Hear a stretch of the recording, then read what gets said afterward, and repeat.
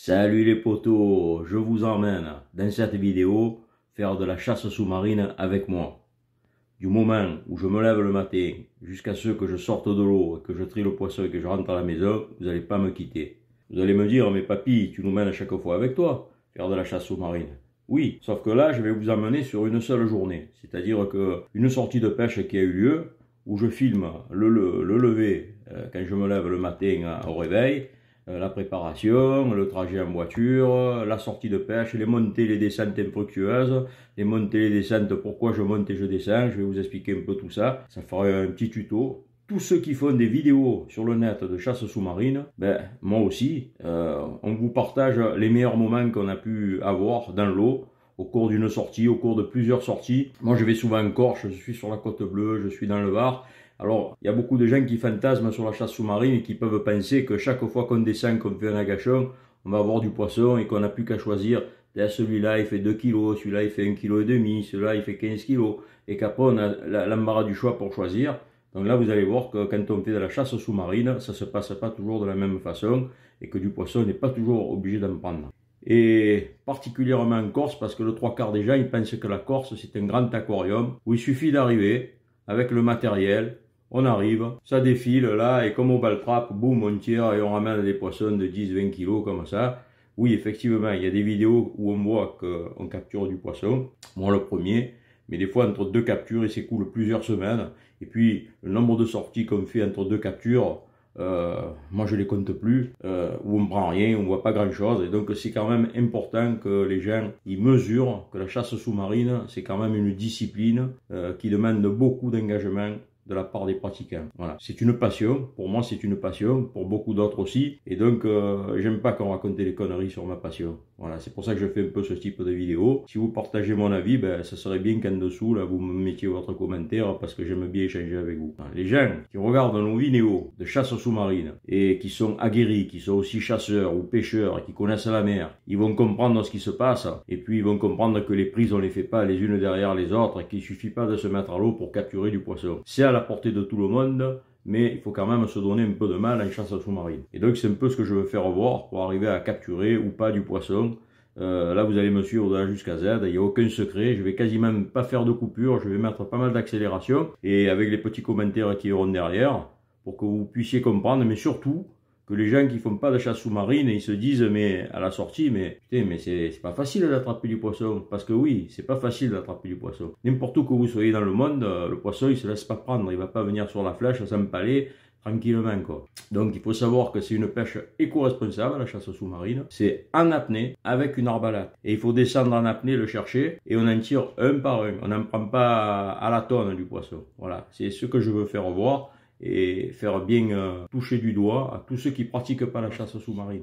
Alors c'est une sortie qui n'a pas duré très très longtemps, elle a duré à peu près 1h40, et ne crois pas que tu vas être obligé de rester 3 heures devant la vidéo pour aller jusqu'au bout. Donc je sais pas si j'ai pris du poisson, je vous dis pas si j'ai pris du poisson parce que ça va être un peu le suspense qu'il va y avoir durant cette vidéo, mais je peux vous dire que c'était un jour de pleine lune. Voilà, pleine lune en général, il n'y a jamais rien. Moi, pleine lune ou pas pleine lune, si je dois me mettre à l'eau, je me mets à l'eau parce que se mettre à l'eau, pour moi, ça reste toujours un plaisir. C'est un peu une première, c'est la première fois que je vais faire ça, moi en tout cas, sur ma chaîne.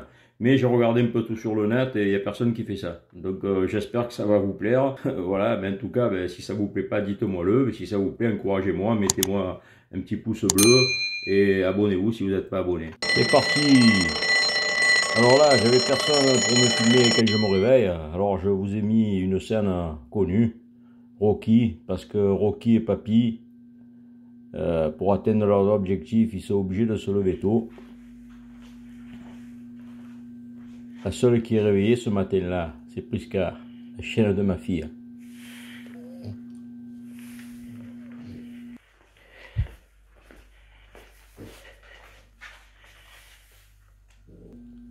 Voilà, la montre, 4h40.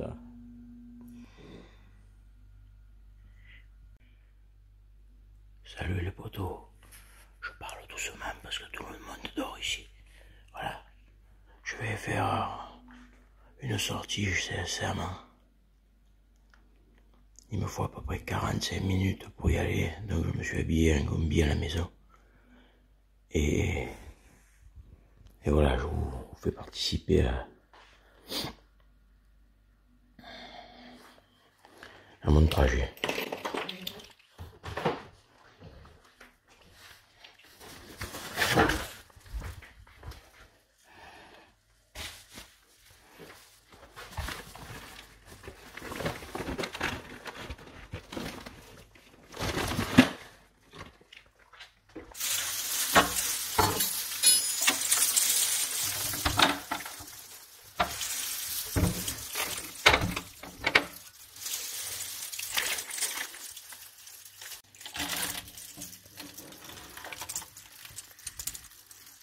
Aïe, pleine lune.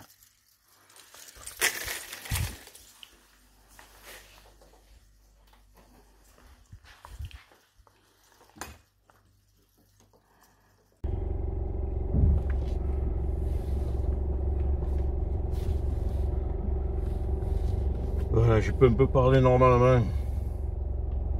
Tout le monde dormait à la maison. 4h40. Le temps que j'arrive sur le spot, le jour il va se...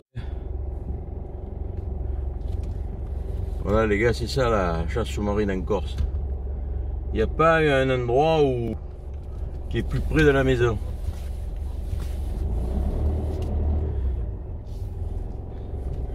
Et en plus, il y a la pleine lune ce matin. Alors bon, mais j'y vais quand même. Voilà, j'adore me mettre à l'eau les gars.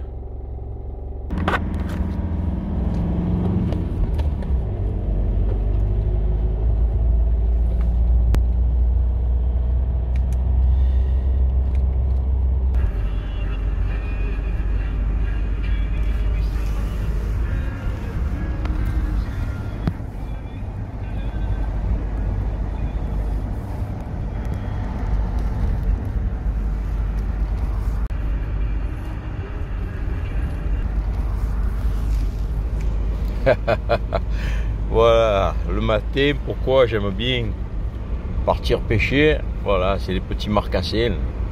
Voilà, et un autre jour c'est les sangliers, un autre jour c'est les vaches. Voilà, la nature ici en Corse, elle est forte. Et quand tu pars pêcher le matin, ben, ça te le rappelle un peu plus, quoi. Tout le plaisir de se mettre à l'eau le matin tôt. Voilà, petit coucou à mon padawan, Fred.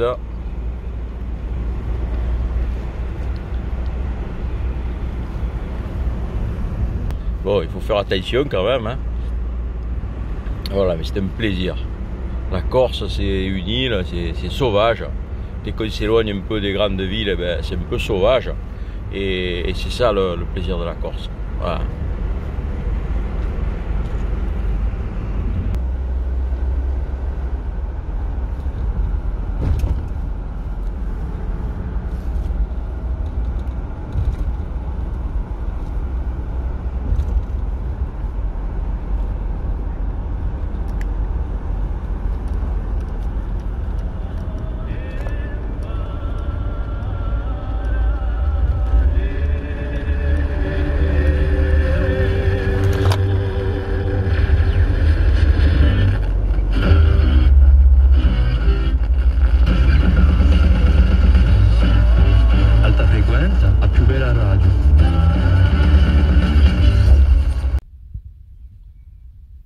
Voilà les gars, je suis arrivé sur le spot.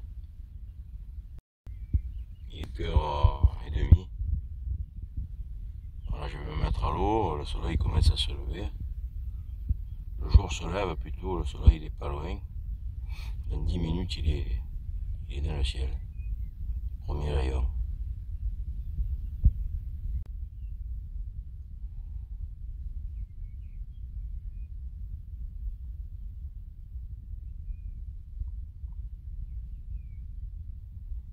Là il y a un bateau qui est calé.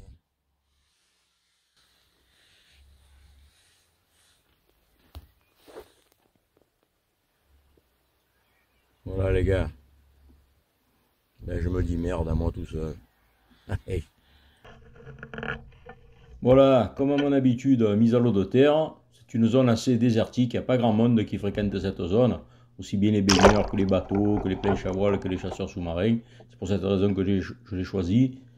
Donc je vais choisir de pratiquer l'agachon parce qu'il n'y a pas beaucoup d'endroits où on peut faire de l'indienne, sauf au fond. On ne peut pas trop raguer non plus. Et c'est une zone spéciale agachon. Voilà, je pars du bord comme ça, je vais faire une boucle pour ne pas repasser au même endroit. Donc le circuit fait à peu près 600 mètres. Voilà, donc là je vais vous numériser le nombre d'agachons que je vais faire pendant cette sortie qui va durer à peu près 1h40. Voilà, donc là je joins l'utile à l'agréable parce que en même temps que je vous commente ma chasse sous-marine, ben, ça sert de tuto. Je trouve que ces images c'est mieux qu'un tuto parce que je mets en pratique et je vous explique au fur et à mesure ce que je vais faire. Donc là, je commence les premiers agachons. Je teste mes oreilles, parce que si mes oreilles ne passent pas, ben, il faut que je ressorte pour aller sortir, aller pêcher dans un autre coin. C'est le plan B, parce que tout autour, on pourrait y faire autre chose que des agachons. Voilà, le deuxième agachon. On essaye de prendre l'ambiance. Là, vous voyez, c'est un petit peu le désert. Alors, je vais... Tout le long de cette vidéo, je vais pratiquer les agachons, je vais vous accélérer des scènes entre les agachons pour pas qu'on perde de temps. Et je vais essayer de vous commenter petit à petit pourquoi je descends, pourquoi je descends pas, etc., etc. Voilà, là j'avance, vous voyez, j'enchaîne les agachons parce que le matin, dans très peu d'eau, il faut toujours y avoir un prédateur. Donc le prédateur, ce matin-là, ben, je vais avoir du mal à le croiser. Voilà, troisième agachon, j'enchaîne des agachons. Là, je vous accélère un petit peu les scènes pour pas que ça dure 1h40 la vidéo.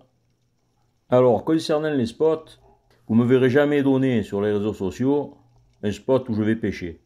Pour plusieurs raisons. C'est pas le spot qui fait le pêcheur sous-marin. Ça, c'est la première raison. La deuxième, c'est le grand respect que j'ai pour les chasseurs sous-marins et les pêcheurs qui habitent tout autour de cette zone où je me mets à l'eau. Et j'imagine que si je spoliais cette zone, s'il y avait des bouées qui se multiplient, les cannes à pêche qui se mettent le long du quai, ça va faire un petit peu désordre, ça me gênera. C'est un grand respect que j'ai aussi bien en Corse que sur le continent. Ça, c'est une chose. Et ensuite, c'est ma façon d'aborder le sujet. J'ai la certitude qu'un spot, il faut le choisir par rapport à sa condition physique du moment et à sa technique de pêche. Donc cette zone, ben, je l'ai découverte en me baladant. Il faut savoir qu'en Corse, il y a plus de 1000 km de côte, et mis à part les zones qui sont protégées, on peut aller se mettre à l'eau pour pratiquer la chasse sous-marine un petit peu dans pas mal d'endroits, il y a pas mal de kilomètres. Donc c'est pas dur de trouver un spot. Et j'ai toujours pensé que si un spot, je vous donnais la zone exacte où il se trouve, ben, c'est comme si je vous donnais ma carte bleue sans le code. Vous ne pourrez rien me faire avec. Donc un spot, il faut se l'approprier. Voilà. Dans cette zone-là, je vais pratiquer les agachons. Et il m'a fallu un petit moment avant de comprendre comment elle fonctionnait. Et c'est à force d'y retourner, je me suis aperçu qu'on pouvait prendre du poisson à l'agachon le matin au lever du jour. Donc la condition du moment pour faire cette zone, c'est à peu près entre 1 minute et 1 minute 40. Il faut tenir les agachons. C'est pas une zone que je vais explorer lorsque j'arrive au début de mon séjour. Et j'essaye d'avoir une bonne petite condition quand je vais là. Vous voyez que j'enchaîne les agachons les uns derrière les autres avec une récupération minimum. Là, je suis toujours dans des zones qui sont près du bord. Je suis allé voir des éboulis. Dans cet ébouli, j'ai déjà fait 2 barracudas plusieurs fois. Mais là, à ce jour-là, il n'y a pas grand-chose. N'oubliez pas qu'il y a la pleine lune. Donc voilà, les spots, pour revenir aux spots, il faut se l'approprier un spot. Savoir comment il fonctionne. Si tu ne sais pas comment il fonctionne, ça ne sert à rien que je te dise, voilà, tu vas à tel endroit et tu vas faire du poisson. Voilà. Donc ça ne sert à rien, c'est pas le spot qui va faire que vous faites du poisson. C'est votre technique que vous avez développée, la condition physique que vous avez au moment où vous vous mettez à l'eau. Voilà, au cours des dernières vidéos, vous m'avez souvent entendu dire mettre toutes les chances de son côté. Connaître un spot c'est mettre déjà beaucoup de chances de son côté. Connaître le relief de ce spot, au fond. Parce que lorsqu'on est à la surface, tout est plat. Et à force de retourner, on va s'apercevoir qu'il y a des remontées, des pitons rocheux. Là, le courant, il va taper sur le piton, il va envoyer des vibrations dans l'eau qui vont attirer le poisson. Tout ça, il va falloir l'intégrer.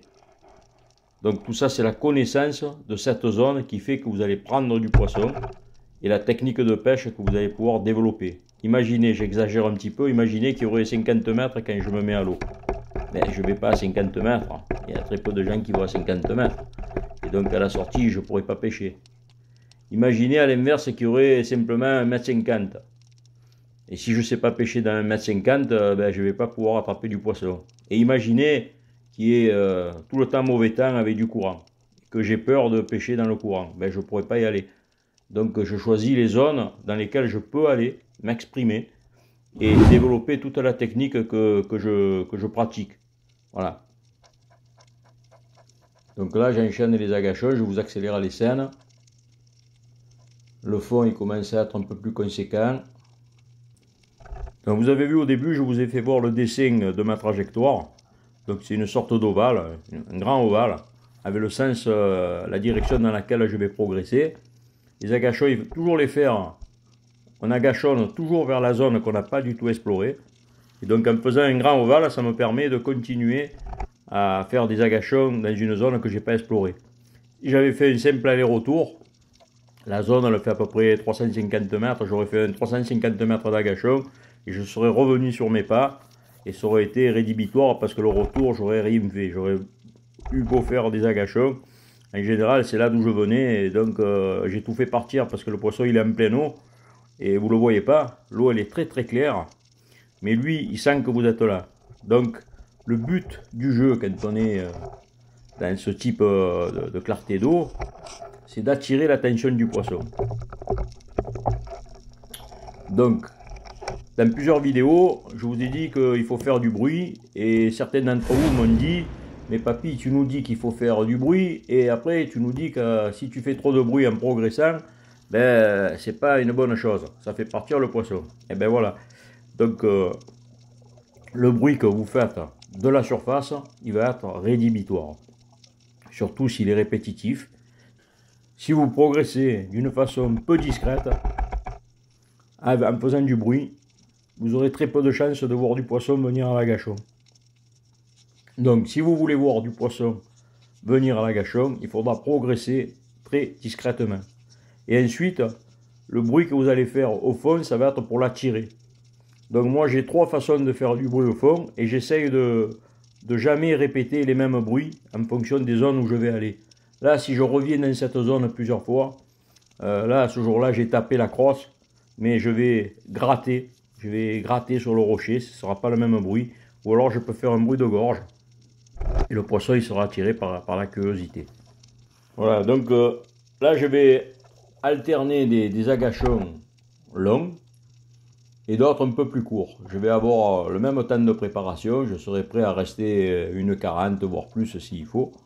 Mais chaque fois que je vais descendre, quelquefois je vais faire de petits agachons pour que le poisson dans le bleu, il entende ce bruit, il entende que je fais en montant, en descendant, pour attirer sa curiosité. Alors je suis le plus discret possible, et là vous allez voir le premier poisson de la journée, la première occasion de tir. Donc c'est un agachon, mais je vais un petit peu avancer, et vous allez voir ce qui va se passer, parce que pour avancer, je ne vais plus avoir d'appui.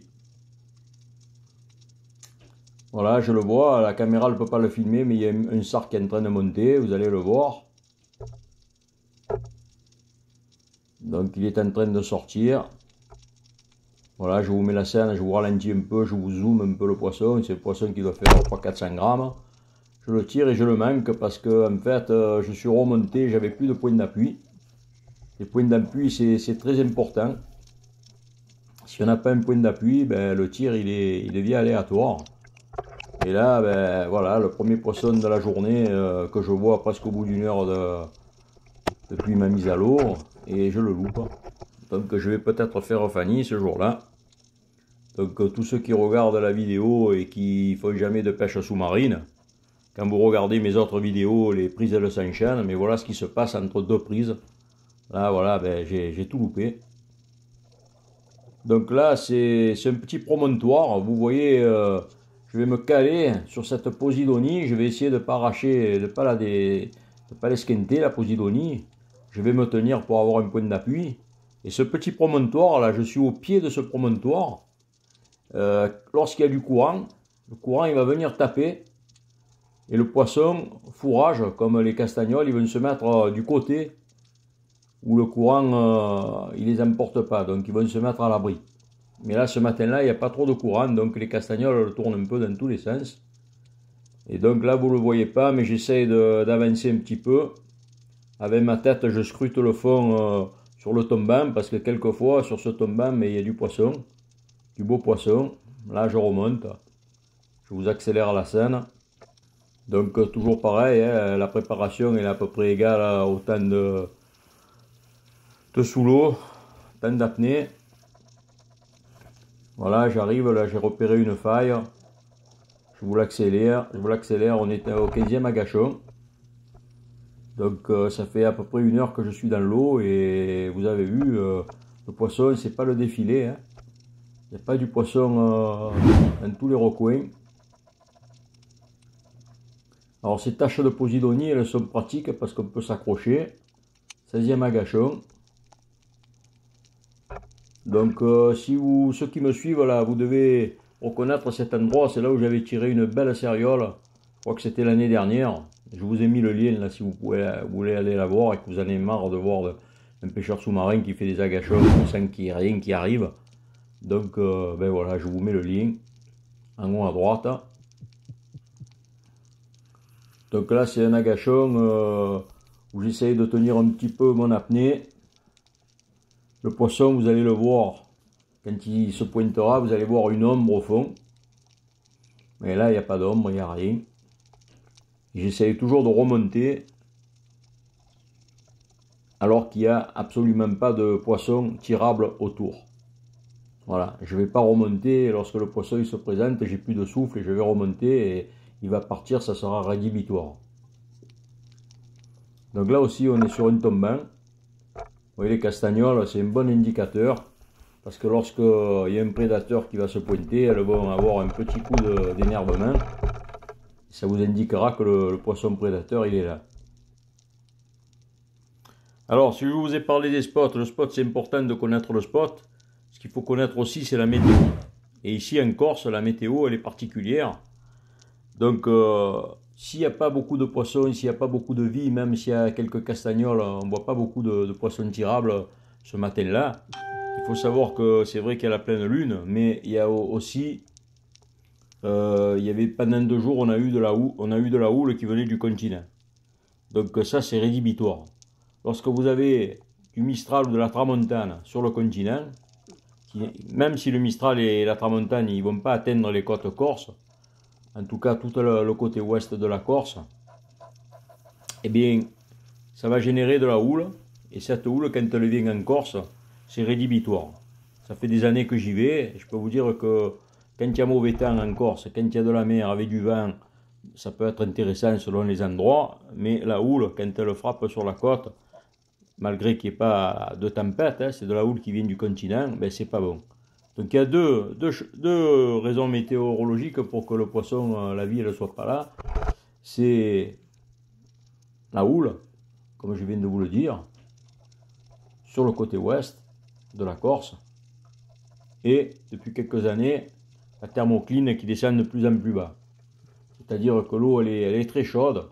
Et la thermocline elle dépasse les 60 mètres de profondeur. Et le poisson il garde la profondeur et vous ne voyez plus rien. Et vous passez des jours et des jours à vous mettre à l'eau, à faire des sorties sans rien boire. Là, il faut dire que ça faisait 2 jours que... Là, on n'est pas dans le problème de la thermocline, on est dans le problème de la houle qu'il y a eu pendant 2 jours et de la pleine lune. C'est 2 phénomènes qui se sont cumulés. Mais je ne perds pas espoir de voir quelque chose. Donc je vais insister, je vais faire des agachons. Vous l'aurez compris que la météo, c'est quelque chose à prendre en compte, que vous soyez sur le continent, n'importe où que vous soyez dans le monde.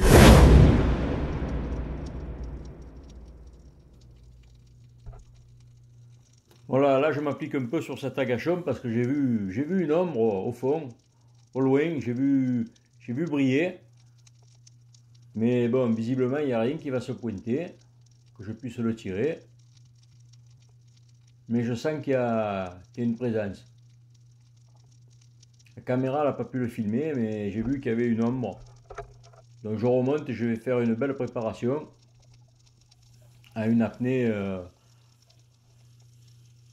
peut-être un peu plus longue. Donc je vous accélère la scène. Là j'ai repéré le piton rocheux qui retient la vie habituellement.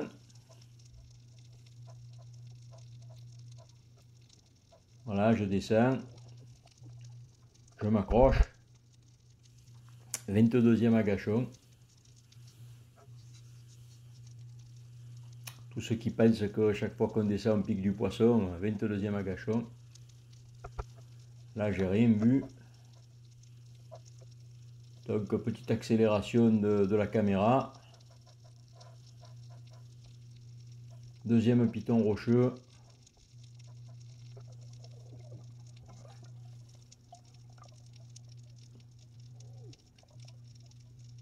Ouais, j'ai senti qu'il y avait quelque chose. Deuxième agachon, j'ai rien vu, mais là, au 23e agachon, je me dis peut-être que tu vas voir quelque chose. Donc là, je suis bien calé, j'ai mes points d'appui.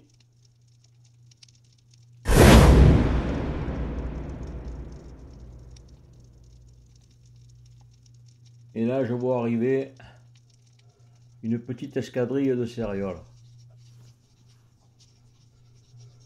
Donc je cache un peu l'arbalète, et là je la ressors parce que je sens qu'elles vont partir.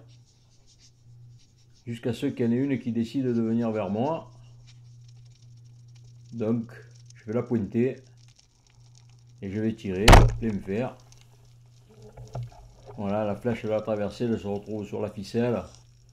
Et là en général, le poisson vous le perdez pas, sauf si il est mal piqué, mais là j'ai vu que je l'ai bien piqué. Voilà la céréole du Mérili.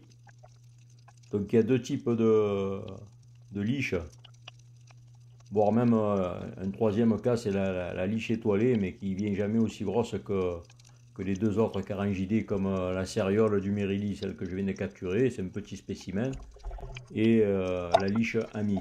Ce sont deux carangidés de Méditerranée qui sont très agréables à pêcher.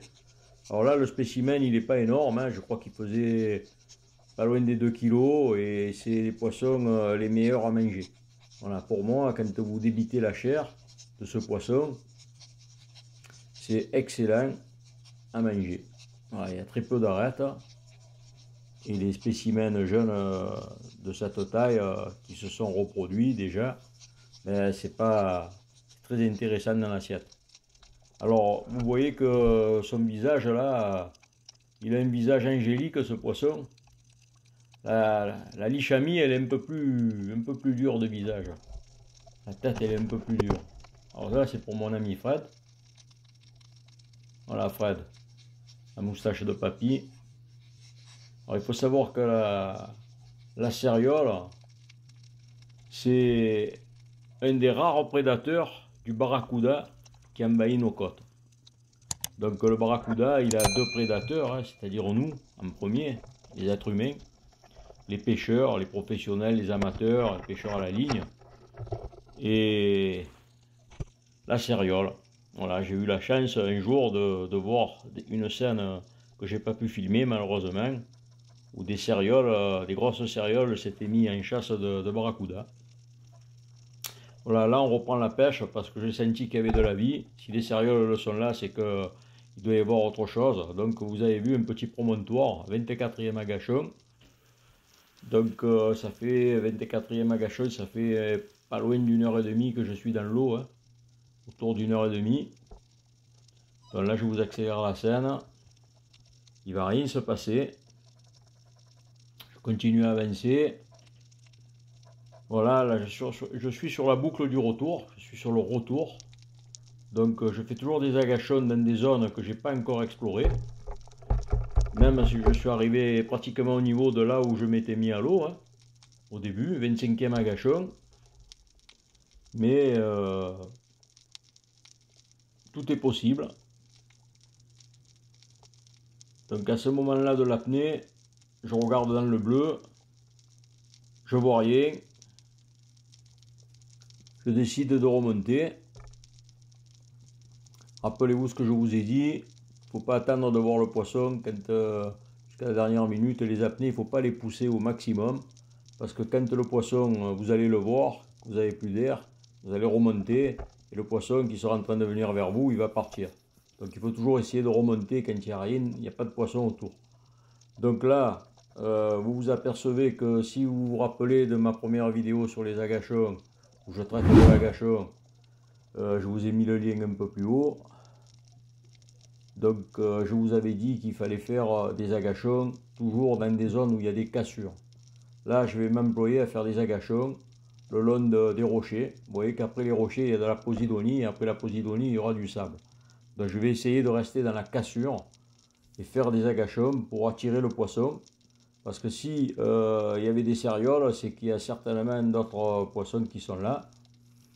En tout cas, c'est le pari que je fais.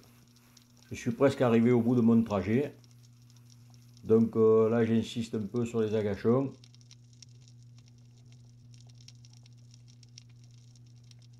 Donc j'ai pas vu, je vois pas de vie, je vois pas grand chose. Mais je vais continuer à faire des agachons le long de la lisière des rochers. Là, je vous accélère la scène. Et vous voyez que là, j'arrive à la lisière rochers et sable.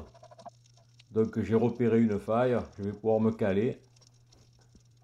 Et là, je me mets face à une zone que je n'ai pas encore explorée. 26e agachon. Donc tous ceux qui pensent que chaque fois qu'on descend dans l'eau et qu'on pique le poisson, voilà, pour le moment j'en ai un seul qui est pendu à la ceinture. Donc là, tic-tac, tic-tac, le chronomètre il tourne. Je cache toujours l'arbalète. Je n'arrêterai jamais de le répéter. Vous voyez, l'arbalète elle est bien cachée. Donc si le poisson il arrive par ma gauche ou de face, il ne pourra pas voir l'arbalète, je la sortirai au dernier moment. Et là, c'est un peu ce qui va se passer. Le poisson il va arriver par la gauche. Moi je commence à le voir, la caméra elle n'arrive pas à le filmer. Vous voyez, on voit l'ombre. Je sors l'arbalète au dernier moment, c'est les barracudas. Deux barracudas qui sont en chasse dans pas d'eau. Bim, un tir, un joli tir dans la tête. Un poisson qu'on aime voir quand il n'y a pas grand chose dans l'eau, ça fait toujours plaisir de prendre un barracuda. Alors c'est pas un énorme spécimen, hein. C'est un barracuda ficelle je dirais. Mais bon, une céréole, un barracuda, ben, pour une journée comme celle-là, ben, ça fait plaisir. J'ai fait 3 tirs pour le moment et j'ai piqué 2 poissons. Un petit loupé de sard. Donc là, j'aime pas traîner, donc le poisson à peine attrapé, je le sèche direct pour pas qu'il souffre. Voilà, petite présentation. Voilà, je savais aussi que j'allais vous faire cette vidéo à ce moment-là, quand je vous présente le poisson. Voilà, j'ai fini de le vider. Et on n'oublie pas de couper la caudale, si on veut être en règle avec les autorités. Alors, qu'est-ce qu'il faut retenir de cette sortie? Là, il me reste encore quelques agachons pour finir la boucle. Souvenez-vous qu'au début, je vous avais fait voir la boucle. Qu'une sortie, il ne faut jamais miser au hasard. Il ne faut pas aller se mettre au hasard dans l'eau. C'est pas comme la loterie. Hein. Bon, il y en a qui peuvent pêcher comme ça, mais moi, je pêche toujours d'une façon planifiée. Je tiens compte des zones que je connais. Et surtout, c'est votre condition physique au moment où vous allez vous mettre à l'eau qui va être importante. Parce que là, je vous ai fait voir, j'ai fait une boucle d'agachon, mais au bout de ma boucle, en général, il y a un petit tombant où la profondeur elle est un peu plus importante. Alors j'avais le niveau de descendre sur cette profondeur, mais pas de planter quelques agachons dans cette zone. Et je ne l'ai pas fait ce jour-là, parce que j'avais pas le niveau. Et la pire des choses, c'est que j'insiste, que j'y aille. Alors déjà, on risque un accident, mais moi, c'est pas pour ça que j'y suis pas allé, hein, parce que je suis prudent, quoi, hein, je vais remonter si j'ai plus d'air. Non, mais par contre, vous allez faire partir le poisson. Si jamais vous avez un beau poisson qui vous arrive et que vous n'avez pas assez d'air pour le faire venir plus près pour le piquer, quand il va partir, il va émettre des vibrations. Et là, je peux vous dire que la sortie, elle est terminée. Vous avez fini de pêcher. Parce qu'il n'y a rien de pire que de faire partir un poisson. Quand vous faites partir un poisson dans une zone aussi petite que celle-là, c'est une zone qui est très peu fréquentée. Il n'y a pas beaucoup de gens dans cette zone. La présence humaine, elle est très peu importante. Et c'est pour cette raison que le matin, au lever du jour, il y a du poisson. Alors, on va pouvoir choper du poisson aussi en fin de journée. Mais c'est de plus en plus dur parce que quand il fait beau, ben, les gens, ils sont là jusqu'à la dernière minute à la mer et c'est compliqué de trouver des zones tranquilles. C'est pour ça que je choisis le matin. Voilà, 22e, 29e et dernière.